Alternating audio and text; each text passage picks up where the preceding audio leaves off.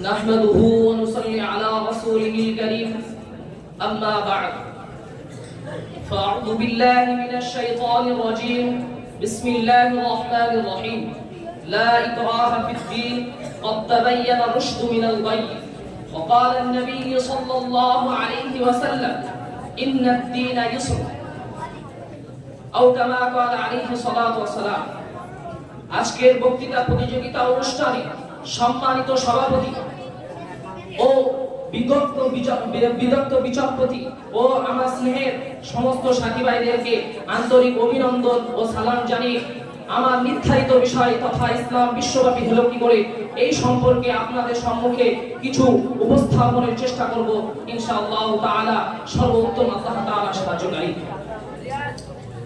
বন্ধুগণ, আজকের পৃথিবীর মধ্যে অলি গলিতে সমস্ত জায়গায় ইসলামের ঘোষ শত্রুরা জোর গলায় বলে বেড়াচ্ছে যে ইসলাম তলোয়ারের শক্তিতে ছড়িয়েছে।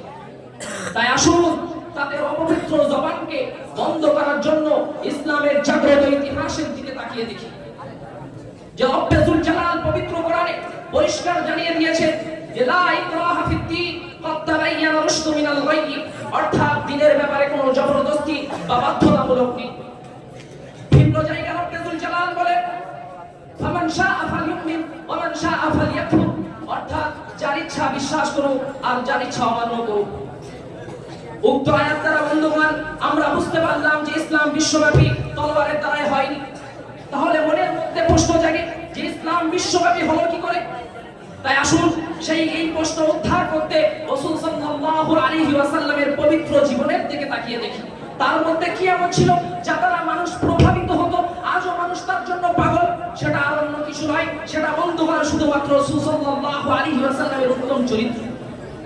জি রাসূল সাল্লাল্লাহু আলাইহি ওয়াসাল্লামের উত্তম চরিত্রের কারণে বড় বড় মুশরিকরা একে একে সকলে ইসলামের সুশীতল ছায়ায় স্থান গ্রহণ করিয়াছিলেন।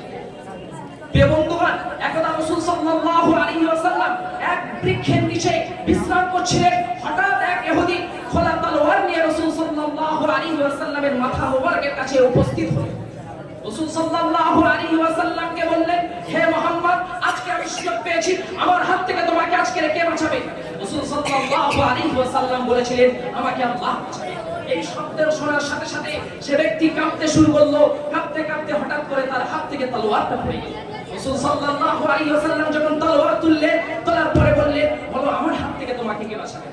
সে ব্যক্তি এদিক ওদিক তাকিয়ে দেখলো যে আশেপাশে কোনো ব্যক্তি নেই যার কাছে আমি সাহায্য চাইবো। সে ব্যক্তি বলল, আপনি ছাড়া আমাকে আজকে কেউ বাঁচাতে পারবে না।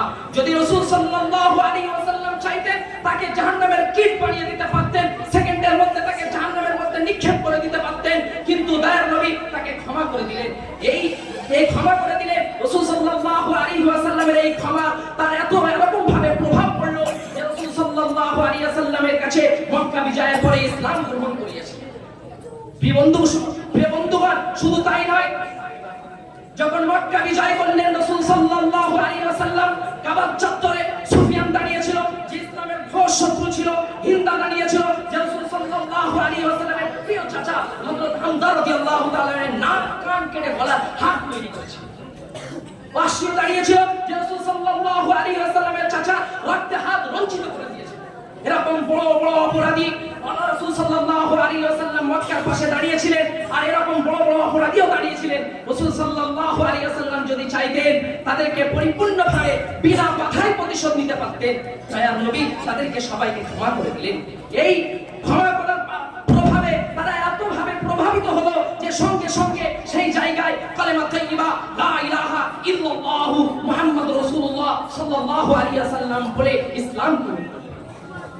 প্রিয় বন্ধুগণ, আমি ওই সমস্ত শয়তানদেরকে আঙুল উত্তোলন করে বলতে চাই যে যারা বলছে যে ইসলামটা পরিপূর্ণ তলোয়ারের দ্বারাই ছড়িয়েছে, আমি তাদের বলতে চাই যে ইসলাম তলোয়ারের দ্বারাই ছড়ায়নি, ইসলাম ছড়িয়েছে সুআদর্শ সুচরিত্র দ্বারা। আল্লাহ রাব্বুল আলামিন ওই সমস্ত শয়তানদেরকে ইসলামের পরিপূর্ণ ঐতিহাসিক ও সঠিক ঐতিহাসিক ইতিহাসকে পড়ার তৌফিক দান করুন। ওয়া মা আলাইনা ইল্লাল বালাগ।